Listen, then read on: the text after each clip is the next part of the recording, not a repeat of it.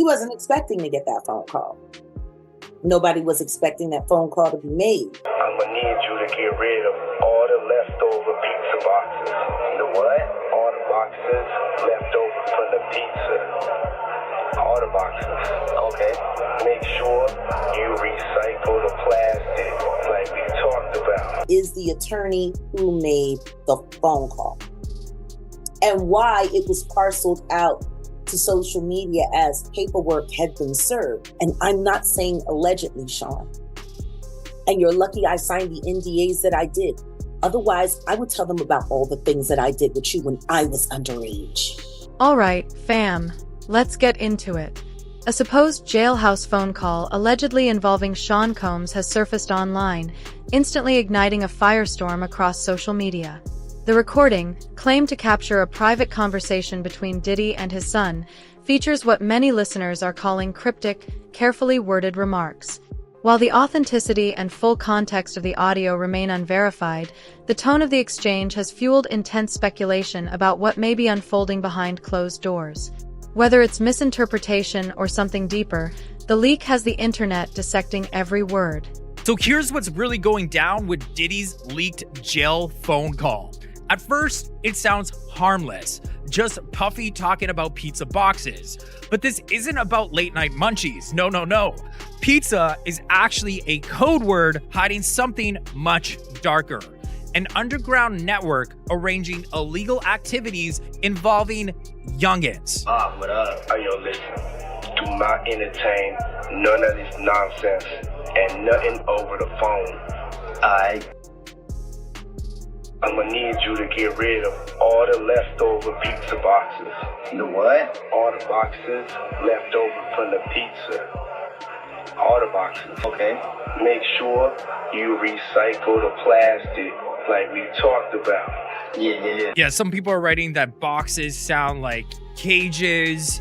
You know, we have somebody talking about how Star Island is right next to a shipping unit and a very short drive from an international airport. And that's where Diddy lives. There's apparently a huge shipping place right near Diddy's home in Miami. And it's also been confirmed that Diddy's mansion did have underground tunnels. And some actually say that they connected to the Playboy mansion nearby. The scary part is that in certain circles, ordering pizza doesn't mean food. It's a way to describe arranging under-the-table deliveries of not-of-age ex-workers, as if they're menu items. Is just as simple as ordering pizza. You could order as fast as 15 minutes. There's ads on social media and even gaming platforms that look exactly like this. You could select what age, height, and other really disturbing factor. In the alleged leaked call, a cryptic remark attributed to Sean Combs, "Get rid of all the pizza boxes," has sent online speculation into overdrive.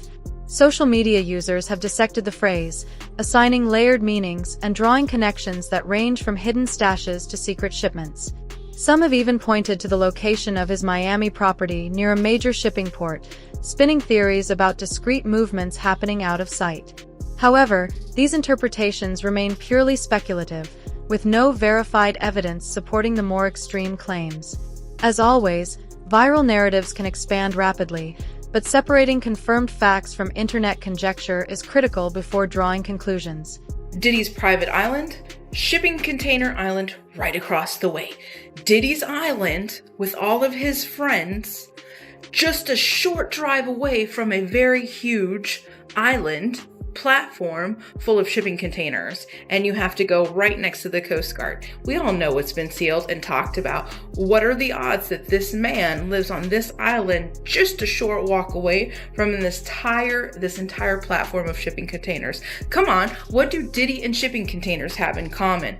Did anybody else know this? This right here kind of blows my mind, because if I was some star, the last place I'd go put my island is anywhere close to anything like that. So why in the world are these two so close to each other? And what do these and this have in common? And the fact that you have to go right past the US Coast Guard, that's pretty ballsy. But hey, Diddy's island that just got raided is a short boat ride away from a whole bunch of shipping containers. Do you see the connection? The speculation intensified when another alleged line surfaced: "Get rid of all the plastic." That phrase alone has sent online commentators into a frenzy, with some dismissing it as harmless cleanup talk while others question whether it hints at something far more serious. At this stage, there's no verified context confirming what was actually meant, but in the age of viral leaks, even the vaguest wording can ignite massive debate. Without confirmed evidence, the conversation remains driven more by interpretation than established fact. Okay, make sure you recycle the plastic like we talked about. Yeah. It's obvious Diddy knew he was going in, and he had all this already set up on the outside for his son. And plastic could mean CDs. If he had some, videos on CDs or videos on flash drives, they're made of plastic. Even hard drives, a lot of them are made of plastic. So that could be what he's referencing. It could be a memory card. SD cards are made of plastic. So all that kind of lines up with what he's trying to say, which is get rid of the footage. And just when the narrative couldn't get more complicated, Jaguar Wright added fuel to the fire by alleging that Sean Combs possesses compromising recordings involving numerous figures in the industry, claims she says even include footage of herself. Her statements have circulated widely online, intensifying speculation and deepening the controversy. However, these assertions remain unverified, and no concrete evidence has been publicly produced to substantiate them, leaving the debate firmly in the realm of allegation rather than proven fact. When I said he is the J. Edgar Hoover of hip-hop, I meant that. Damn. You gotta elaborate. He got on tapes on everybody. No different than J. Edgar Hoover did. Yeah. What made J. Edgar Hoover so effective for the FBI was that he had blackmail, kill files, burn files on everyone. He had the Kennedy family buy their nuts over Marilyn Monroe. Damn. That's what he did. That's deep. How was Diddy using tactics any different than that? He was also a cross-dresser and a late night. Kind of like the Diddler. Oh. Sounds like they got them a J. Edgar Hoover in blackface to me. When we talked last time on the virtual, you mentioned who's on tapes and who got tapes out. Yeah. The purpose of having a recorded freak off. Yeah.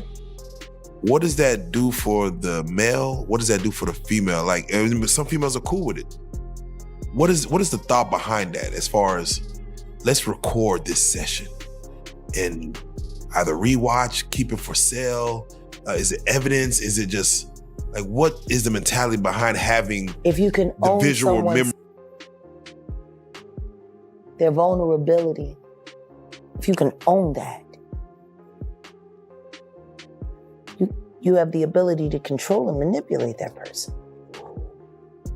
See, guys start off by saying, "Ooh, man, I don't want to watch, I just want to watch us."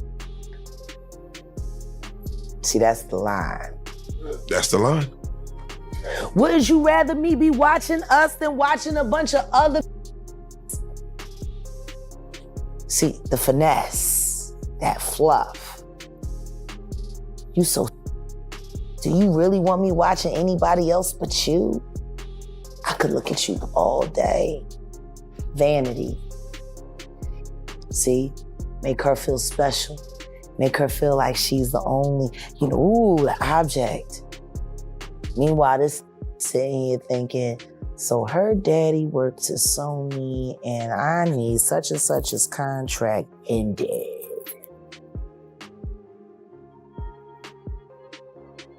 Does it also work this way for men? Absolutely. And it's worse for the men. Women are used to being the victims of, not men. No man walks in thinking that another man is looking at him like a lollipop. Not a straight man. Like I said, there's another tape of me out there. I just don't know where it's going to pop up.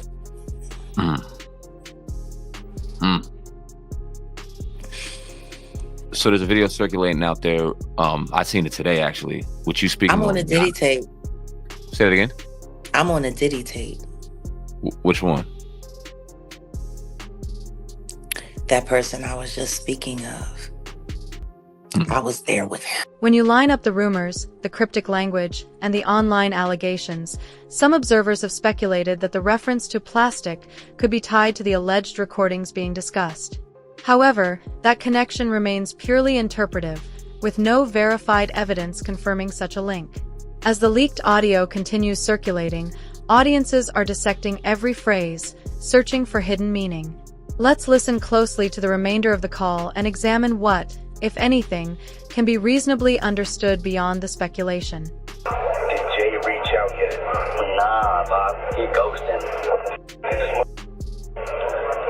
Things now, cause I'm in here. It's all good. You about to get out on bail? No. Sean Combs and Jay-Z have shared a long, intertwined history, rising through the hip-hop ranks during the same era and often crossing paths at the highest levels of the industry. Over the years, various celebrities and commentators have alluded to Jay-Z's presence at some of Diddy's highly publicized parties, events that have since become the subject of rumor and exaggerated storytelling online. While speculation continues to circulate, much of the narrative remains rooted in hearsay rather than verified accounts, adding yet another layer of intrigue to their decades-long connection. I was at a party at Diddy crib in LA. This was the beginning of 2020. You know what I mean? Diddy had put everybody else out the crib, like the influx of people he had put them out. But he had took a liking to me in particular around the time. Since the federal raid on properties linked to Sean Combs, many online commentators have noted the silence from Jay-Z, a quiet that some interpret as strategic. Jaguar Wright has openly suggested that the lack of public comment is intentional, speculating it may be aimed at avoiding missteps. She has even gone as far as claiming Jay-Z, born Sean Carter, is more calculating than Diddy. However, these assertions remain her personal allegations, not established facts, and no evidence has been presented linking Jay-Z to any wrongdoing. You want to know what makes Diddy being publicly shamed like this so left? What's that? Sean Carter is worse. Uh-oh. Oh, man. He's smarter. He's patient. He's not sloppy. Mm-hmm. Just been lining up people he calls friends and stepping to the side while they get hit by the guillotine for 30 years.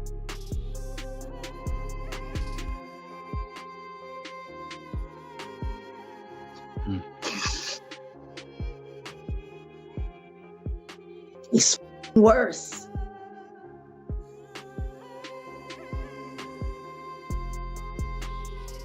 So when do you think his moment of reckoning is coming? Because we talk about that often on the platform, and not that we don't know him to wish anything bad on anybody, but we've heard that too. So I think the PPD trial has the potential to force Sean Combs to finally be honest about some things that he hasn't been honest about, which could create great leverage for knocking that big lip camel face back into the oblivion in the depths of hell where he came from. And I'm gonna be right there every step of the way. I got you. You just don't know it yet. Jaguar Wright has been raising alarms for some time, alleging that Sean Combs possesses and even distributes compromising recordings through hidden online channels, claims that have not been substantiated with verified evidence. With the recent alleged leak gaining traction, some observers are speculating that it could be interpreted as a calculated signal rather than a coincidence. Still, these narratives remain rooted in accusation and interpretation, not confirmed fact, as the online discourse continues to intensify.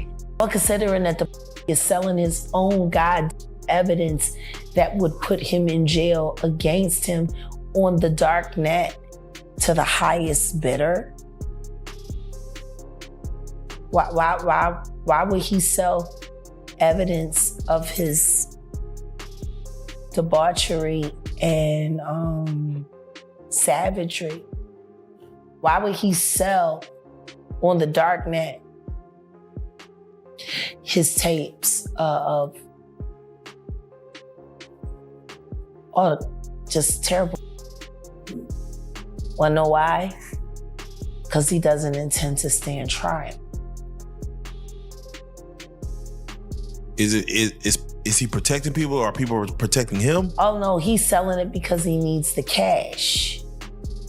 The last freak off tape that just got sold on the dark net, which I know because I monitor, went for $500 million. It had multiple stars in it. Nicki Minaj, Rihanna, Chris Brown, Justin Bieber, Drake. It was a really interesting night in Calabasas, and he just sold that footage. How come you think it doesn't get leaked to the public? The dark net? Yeah, like... Because of the dark coin. Most people don't even know that the dark coin exists. But that's how they're trading for all of the flesh they sell. Which is why I became so outraged last year when the twins turned 16 and he had them dressed like, and then he auctioned them off as NFTs because the NFT that he sold them to was attached to that dark coin. It was like a promissory note to sell his daughters to the highest bidder. I actually received the New York Post article from the person who contacted me to sell the tape. They sent me that article. I was not shocked by what I read in the article. I was hoping that even the client that I contacted would reach out and see and kind of alert that person that this was going on and to possibly help them. The person who has the tape really doesn't want to shop it around. They really want to help and wanted to directly sell it to that person, but it seems as if they are going elsewhere. You know, we know that you've seen the footage. You talked about that last week when you were with us. So, you know, as you know who it is, and I know that you can't tell us who it is for all the reasons, right? But as you know who it is, and as we're moving through this story, and it's starting to really feel like it's unraveling, and you feel bad for the person, and we don't even know who it is there anything more you can tell us about that part of it? I really do feel bad about the person. Part of the reason that I did come and say something outside of just to protect my own safety, but I wanted to sound the alarm, essentially, bring the dog whistle, if you will, to that person that maybe they should do something about this before it came out. Mm-hmm. If I was them, I would do something about this. And the only way to do anything is to do the catch and kill. That's the only way to ensure that it doesn't come out. You know, we're taught that God helps those who help themselves. So if we have a situation where that person does have the opportunity to purchase the video, if I were them, I would absolutely purchase the video. Wow. Well, do you think this is going to surface publicly? I mean, are we getting close to that moment? From what I'm hearing, I think so. I'm hearing whispers that there is at least one major network, possibly two, in a bidding war for that footage. So I believe we're sooner rather than later maybe finding out, unless that person comes and purchases the video themselves, which is really the goal of the people who have the video. They just, you know, at this point, if that person doesn't want to purchase it, then it's going to go on the open market. In a dramatic courtroom moment, a new witness reportedly took the stand with explosive claims against Sean Combs, alleging the existence of 8 flash drives said to contain explicit footage involving various celebrities. The witness further claimed to possess a manuscript connected to the late Kim Porter, adding another layer of intrigue to an already complex case.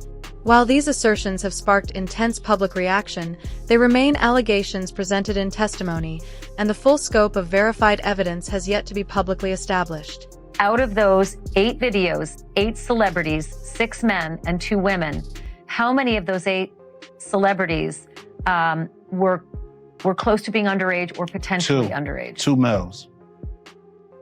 2 males. And of those 8 celebrities, how many of them were intoxicated or under the influence of drugs?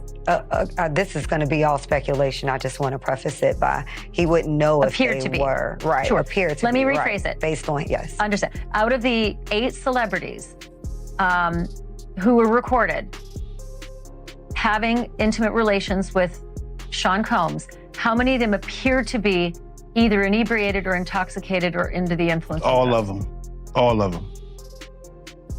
Out of those 8, how many appear to be potentially victimized? How many might have been victimizing?